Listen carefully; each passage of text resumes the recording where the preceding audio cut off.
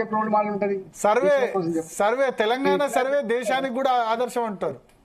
Cabinet మంత్రులు వేసినవా, ఆయన రాష్ట్రానికి ముఖ్యమంత్రిని చేస్తేవా, లేకపోతే ఈ నామినేటెడ్ పదవులలో ఏమైనా ఇస్తేవా, ఏం చేసినావు చెప్పండి మీరు?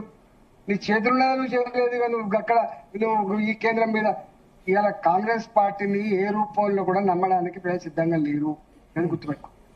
కాదు, సర్వే పట్ల మీరు సంతృప్తిగా లేరా? సర్వే చేసిన వాళ్ళు గతంలో కేసీఆర్ ప్రభుత్వం సర్వే చేసింది, ఇప్పుడు ఈ సర్వే చెప్పండి. సర్వే ఎవరు చేస్తారు? వాల్యూ డిపార్ట్మెంట్ వాళ్ళు చేస్తారా చెప్పండి? స్టాటిస్టికల్ డిపార్ట్మెంట్ చేస్తారా సర్వే? దీనికోసం స్పెషల్ గా ఏర్పడినటువంటి సంస్థ అవుతుందో వాళ్ళు మొత్తం ఇంటిని వాళ్ళే చెప్పిండ్రు. ఒకసారి సర్వే చేస్తే ఎవరు మాకు సహకరిస్తలేరు, మాకు సరిగ్గా లెక్కలు వస్తలేవు అని చెప్పి నేను చెప్తున్నా, వాళ్ళే చెప్పింది కదా. భరత్ గారు యాదకుందా మీకు? అవును, అంటే 96% మంది ఇచ్చారు, 4% ఇవ్వలేదన్నారు. 42% ఉంది. బీసీల జనాభా అంటే లొల్లి అయింది. మళ్ళీ మీరు సవరిస్తామన్నారు, మళ్ళీ చేస్తామన్నారు. అంటే ఇంత తప్పుల తడుకో మనకు అర్థమవుతుంది. అంటే కమిట్మెంట్ కావాలి భరత్ గారు, కన్విక్షన్ కావాలి భరత్ గారు. ఇవాళ వాళ్ళు చేయాలనుకుంటే నిజంగానే దానికి ఒక కమిటీ వేసి, ఒక కమిషన్ వేసి, దానికి డబ్బులు ఇచ్చి, దానికి ఒక 2 సంవత్సరాల 3 సంవత్సరాల మంచిగా వాళ్ళు టైం ఇచ్చి ప్రాపర్ పద్ధతి తెచ్చి నువ్వు చేస్తే ఇలా కేంద్ర ప్రభుత్వం నిర్ణయించి కానీ నువ్వు ఏం చేయకుండా కేంద్ర ప్రభుత్వం నిర్ణయించి చెప్పండి. ఒకటే అంటది. ఇవాళ మీకు ఒక మాట చెప్తున్నా, 50% మించి రిజర్వేషన్ ఇవ్వద్దని చెప్పేది చెప్తా ఉన్నదో ఇదే చట్టం. కానీ నార్త్ ఈస్ట్ లో 70% రిజర్వేషన్ ఉంది, 90% రిజర్వేషన్ ఉంది కదా. ఓకే, 90% లేదా చెప్పండి? అంటే అది గిరిజనులకు సంబంధించి అనుకుంటా, మోస్ట్లీ ఎస్టీ ట్రైబల్ వాళ్ళ జనాభా ప్రకారం ఉన్నది. అందుకనే నీకు సేమ్ అట్లనే ఇలా ఓబీసీల విషయంలో కూడా నువ్వు కనుక సపోర్టివ్ స్ట్రక్చర్ సరిగ్గా ఉండి, ప్రాపర్ స్టాటిస్టిక్స్ కనుక ఉండి వాళ్ళ కనుక కన్విన్స్ అయితే తమిళనాడు లెక్క మనకు కూడా వచ్చే ఆస్కారం ఉంటుంది. అంటే వీళ్ళు ఏం చేసేది ఉండే? సర్వే ఎట్లా చేసేది ఉండే? ఇప్పుడున్న సర్వేలో తప్పులేంది మీకేమనిపించాయి? మీరు తమిళనాడు ఈ 69% రిజర్వేషన్ ఇప్పుడైతే నడుస్తా ఉందో దానికోసం ఒక 21 మంది రిటైర్డ్ ఐఏఎస్ ఆఫీసర్ శంకరణ ఎవరితో వాళ్ళ నాయకత్వంలో వేసిండ్రు. వాళ్ళు ఏం చేసిండ్రు అనేది నేను ఇప్పుడే చెప్పలేదు. వాళ్ళు ఒక 2-3 సంవత్సరాల కాలం పాటు మొత్తం ప్రతి ఇంటిని జనబట్టి ప్రతి లెక్క తీసుకొచ్చి వాళ్ళ ఆర్థిక, రాజకీయ, విద్యాపరమైనటువంటి, సామాజిక పరమైనటువంటి అవన్నీ కూడా ఎస్టాబ్లిష్ చేసింది. కాబట్టి కొన్ని కులాలు ఈవెన్ ఎస్టీల కంటే కూడా వెనుకబడి ఉన్నాయని చెప్పి వాళ్ళు భావించింది కాబట్టి ఇవ్వలేదు కదా. ఇవాళ అనేక బీసీలు ఉన్నాయండి. ఇప్పుడు అడకతింటి వాళ్ళు ఉన్నారు. ఇప్పుడు ఎస్టీల కంటే కూడా దారుణమైన పరిస్థితుల్లో ఎవరు ఎక్కండి. అనేక రామజోగులు ఉంటది, పెద్దమ్మలు ఉంటది. ఒక 33 కులాలు ఉన్నాయండి. వాళ్ళకి అడ్రస్ లేదు, నేదాకా వాళ్ళకి కుల సర్టిఫికేట్ లేవు. సంచార జాతులు బీసీలో కులాలు ఉంటాయి. పెద్దమ్మలు, ఇవాళ కాకిపడగలు, మీకు గంగిరెత్తులు, వీళ్ళంతా బీసీల కింద వస్తారు.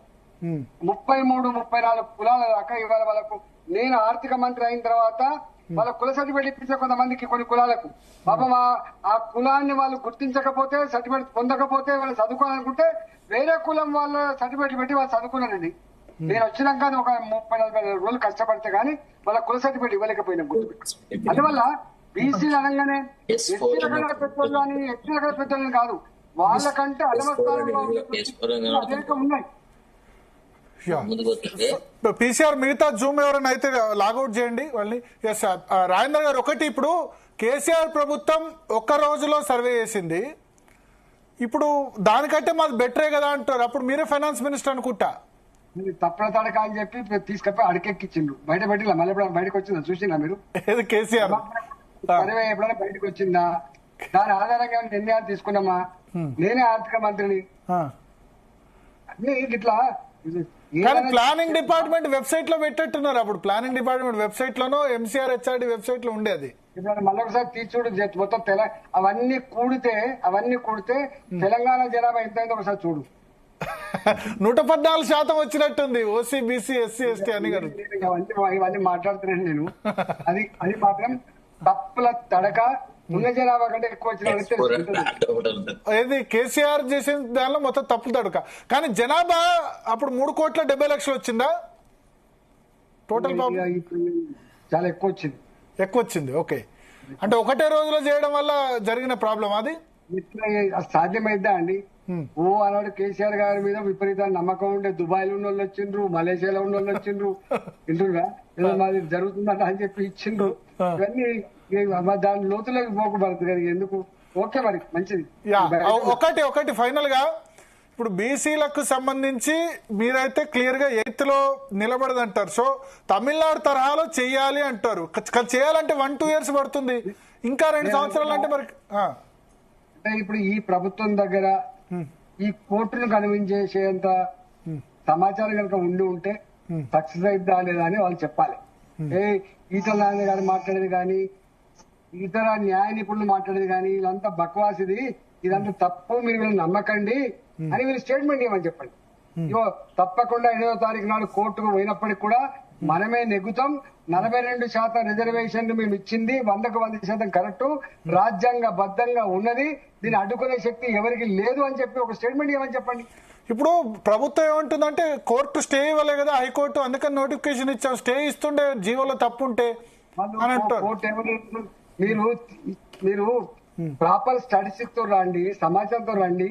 మీరు ముఖ్యమంత్రి మీరు గవర్నమెంట్ అడిగి చెప్పమని చెప్పిండు వాళ్ళు అడ్వకేట్ జనరల్. అవును, గవర్నమెంట్ అందుబాటులో అంటే 8వ తారీఖు వేసిండు. వాళ్ళు వేసినప్పుడు ఏమన్నారు, మీరు ఏం చేసుకుంటారో మాకు తెలియదు కానీ మాకు చెప్పకుండా మాత్రం ఏం చేద్దాం ఒక మాట చెప్పింది. 8వ తారీఖు నాడుకి ఎందుకంటే హాలిడేస్ ఉన్నాయి కదా, పండుగల హాలిడేస్ కాబట్టి పోస్ట్ పోన్ చేసి గ్రూప్ 1 కేసు గెలిచినట్టు ఇది కూడా గెలుస్తాము, హైకోర్టులో మేము మేనేజ్ చేసుకు ఈ కేసు గెలుస్తామని చెప్తున్నారు. అది వేరు ఇది వేరు కదా, దాని పోలికుందా కానీ భూల పంచాయతీ లేకపోతే ఇది ఉద్యోగాల పంచాయతీ. ఇది మొత్తం రాజ్యాంగానికి లోబడి జరగాల్సిన పని కదా. ఇది రాజ్యాంగానికి లోబడి ఒక జడ్జి గారికి ఏదని చెప్పుకోవడం వల్ల సహకరిస్తే పని కూడా కాదు కదా ఇది. మరి రాజ్యాంగానికి లోబడి అంటే ఎట్లా? ఇప్పుడు దీన్ని ఇప్పుడు 50% రిజర్వేషన్ దాటొద్దని సుప్రీంకోర్టు చెప్పింది. మధ్యప్రదేశ్ మోడల్ కొద్దిమంది సరే మాజీ ఐఏఎస్ అధికారి పి నరహర్ లాంటి వాళ్ళు సజెస్ట్ చేసినట్టున్నారు. ఎట్లా మరి మీరు ఏ మోడల్ సజెస్ట్ చేస్తారు? నేను మళ్ళొకసారి చెప్తున్నా, నేను బీసీలకు 42% రిజర్వేషన్ రావాలని చెప్పి బలంగా కోరుకునేవాడిని. దానికి ఏ మార్గాలు ఉంటే ఆ మార్గాలు సపోర్ట్ చేసేవాడిని. మా పార్టీ కూడా దానికి వ్యతిరేకం కాదు. కానీ వాళ్ళు ఇప్పుడు ఏ మాట ఇచ్చిందో ఎట్లా చేస్తారో వాళ్ళు చెప్పమని చెప్పండి. నాకు తెలుసు నరహరి గారితో నేను ఒక 2-3 days ఈ ఇష్యూ మీద మాట్లాడిన. అసలు ఏంది రిజర్వేషన్ ఎట్లా అయింది అంటే ఆ మాట కూడా చూసినా అంత ఈజీ కాదు. ఓకే, అంతిమంగా అది కూడా 50% దాటలే. ఒకడ ఎక్కువ ఉన్నది, ఒకటి తక్కువ ఉంది, అంతా కలిసి రాష్ట్రం ఐజ్ హోల్ గా ఒక యూనిట్ కింద చూపించడం, జిల్లా ఐజ్ హోల్ ఒక యూనిట్ కింద చూపించడం, మండల ఐజ్ హోల్ గా చూపించడం, ఇవన్నీ చేసిండ్రు. ఏది చేసినప్పటికి కూడా వాళ్ళది మాత్రం 50% దాటలేదు. ఓకే, అంటే వాళ్ళు గ్రామ పంచాయతీ యూనిట్ జిల్లా యూనిట్ గా తీసుకున్నారు, కానీ మన దగ్గర ఆ లెక్కలు లేవు ఎక్కడెక్కడ ఎన్ని బీసీలు అన్నది. ఇప్పుడు నేను అవన్నీ చూసిన వాళ్ళతో ఇంటరాక్ట్ అని చెప్తున్నా, అంత ఈజీ కాదు. నేను ఒకటే అంటున్నా అంటే నేను ప్రభుత్వాన్ని, అయ్యా మీరు ఏ ఎన్నికల షెడ్యూల్ అయితే మీరు విడుదల చేసిండ్రో, ఇగో మా ఎన్నికలు ఎవరు ఆపలేరు, ఇదంతా రాజ్యాంగబద్ధంగా నడుస్తున్నాయని చెప్పి ఒక భరోసా ఇచ్చి మేము 9వ తారీఖు నాడు మేము నోటిఫికేషన్ కూడా ఇవ్వబోతున్నాం, మీరంతా సమాయత్తంగా ఉండమని చెప్పి ప్రభుత్వాన్ని చెప్పమని చెప్పండి. కానీ ఇప్పుడు పైసలు వేస్ట్ అయితే అందరి వేస్ట్ అయితే, కాంగ్రెస్ పార్టీ వాళ్ళకి వేస్ట్ అయితే, బీఆర్ఎస్ బీజేపీ అందరు దావతులు ఇస్తారు కదా. ప్రతిపక్ష పార్టీల దగ్గర పైసలు ఎక్కడండి, బీజేపీ మా దగ్గర పైసలు ఎక్కడండి ఇక్కడ చెప్పండి. ఇప్పుడు వాళ్ళ అధికారం చెలాయించిన వాళ్ళు 10 ఏళ్ళు వాళ్ళ దగ్గర పైసలు ఉంటాయి, వీళ్ళు అధికారం చెలాయిస్తున్న వాళ్ళు పైసలు ఉంటాయి. భారతీయ జనతా పార్టీ ఎప్పుడు పైసలు 11 ఏళ్ళ కేంద్రంలో మీరు కూడా అధికారంలో ఉన్నారు కదా. ఇక్కడ మేము గుర్తుపెట్టుకోండి, ఏది ఏమైనప్పటికీ కూడా ఎవరిదైనా ఇప్పుడు కాంగ్రెస్ పార్టీయో లేకపోతే బీఆర్ఎస్ పార్టీయో లేదా బీజేపీ పార్టీ అంటలేదు, ఎవరి పైసలు పైన పైసలు పోతాయి కదా, మంచిది కాదు కదా. నేను అందరి గురించి మాట్లాడుతున్నా, అందరూ పోటీ చేసే అభ్యర్థుల గురించి మాట్లాడుతున్నా, అది వార్డు మెంబర్ నుంచి మొదలుపెట్టి జెడ్పీటీసీ వరకు. ఓకే, సో అది కాంగ్రెస్ పోయినా బీజేపీ పోయినా ఎవరు పోయినా పైసలు పోయినట్టే. ఇప్పుడు మళ్ళా రెండోసారి ఖర్చు పెట్టదు, కానీ వేరే మార్గం లేదు. మరి 20 నెలలు అయింది ఎలక్షన్ చేయకుండా లోకల్ బాడీస్, హైకోర్టు ఏమో September 30th లోపు చేయాలని చెప్పింది. మరి ప్రభుత్వం ముందు ఏ మార్గం ఉంది? వాళ్ళకి తెలుస్తుంది, మాకు ఎన్ని తెలుస్తాయండి. వాళ్ళకేం కొత్తగా ఎవరైనా సలహాలు ఇచ్చిండ్రో, ఈ రాజ్యాంగాన్ని అతీతంగా చేయగలిగే శక్తి వాళ్ళని సంతరించుకున్నారేమో వాళ్ళు చెప్పాలి కదా, మీరు ఎట్లా చెప్తాం. కానీ ఇప్పుడు ఎట్లా సార్ మరి ఎలక్షన్ 20 నెలలు ఆలస్యమైంది, ఇంకా ఆలస్యం అయ్యే పరిస్థితి లేదు. రావద్దని కోరుతున్నాం మేము, ఎవరు చెప్పాలి.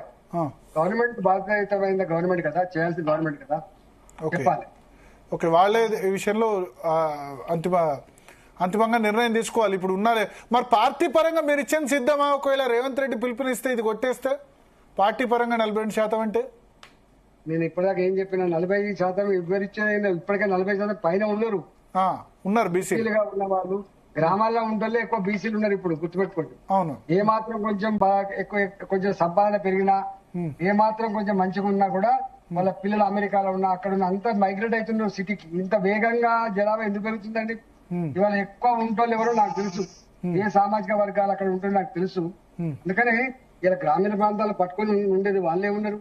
ఆ చిన్న చిన్న కమతాలతోటి ఆ భూములు నమ్ముకొని ఉండేది వాళ్ళే ఉన్నారు. ఇప్పటికి కుల వృత్తులను నమ్ముకొని వాళ్ళే ఉన్నారు. కాబట్టి నేచురల్ గా వాళ్ళు పోటీ చేస్తున్నారు, అక్కడ గెలుస్తా ఉన్నారు. పంచాయతీ ఎన్నికలు మీ పార్టీ ప్రిపేర్ అయి ఉందా? ప్రిపరేషన్ కరెక్ట్ ఉన్నట్టుగా అనిపించట్లేదు. 31 జడ్పీ చైర్మన్ లో ఒకటన్నా గెలిచే పరిస్థితిలో ఉందా?